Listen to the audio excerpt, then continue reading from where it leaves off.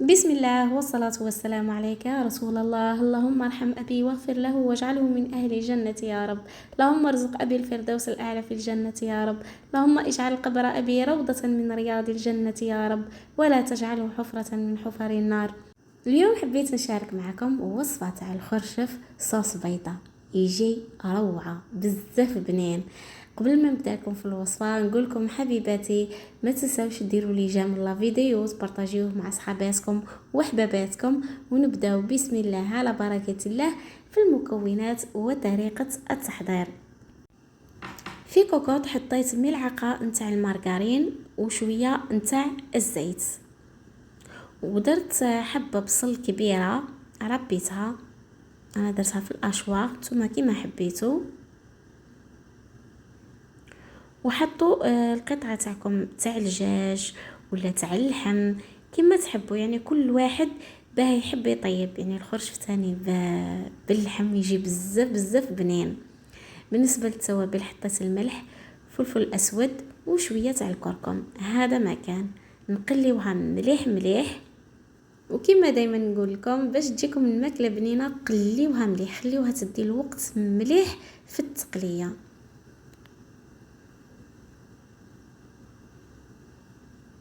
وهنا انا كنت هنايا الحمص تاعي كانت مرنخه، يعني شمختها ليله من قبل.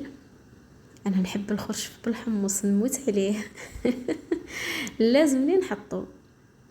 انا حطيته مع التقليه باه يطيب لي، ونخليه هو تاني يتقلى مع البصله.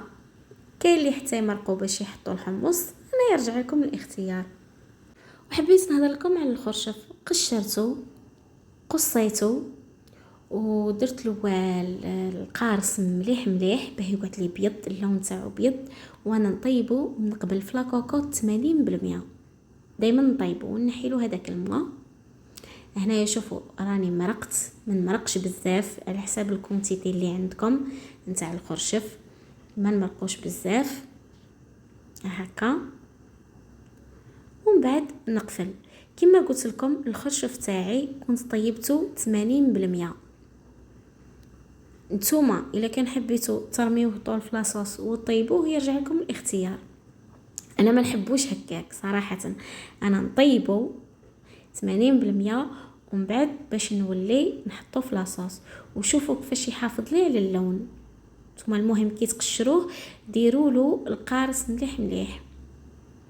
انا حطيت لكم نورمالمون من قبل كيفاش تقشروه كيفاش نديروا القارص، اني دايرت لكم الطريقه بالتفصيله.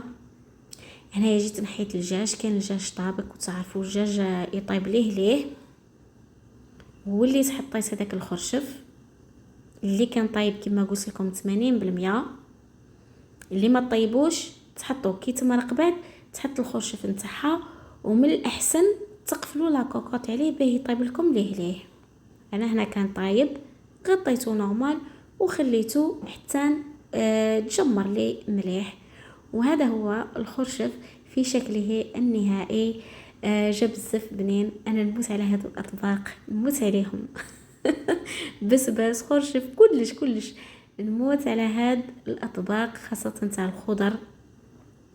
كاين اللي ما يحبوش، على بالي كاين اللي ما يحبوش الخضر، يعني دخلوهم باي طريقه. تقدروا ديروهم غراتان، تقدروا ديروهم سوب، المهم اعطيوهم لوليداتكم. هذا ما كان.